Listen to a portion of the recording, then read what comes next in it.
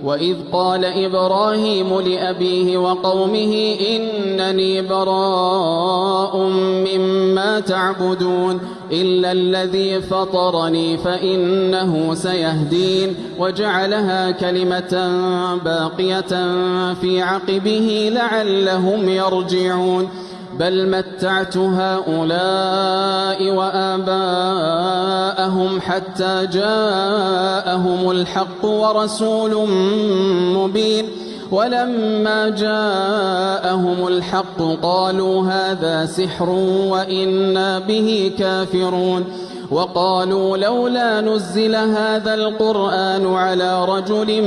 من القريتين عظيم أهم يقسمون رحمة ربك نحن قسمنا بينهم معيشتهم في الحياة الدنيا ورفعنا بعضهم فوق بعض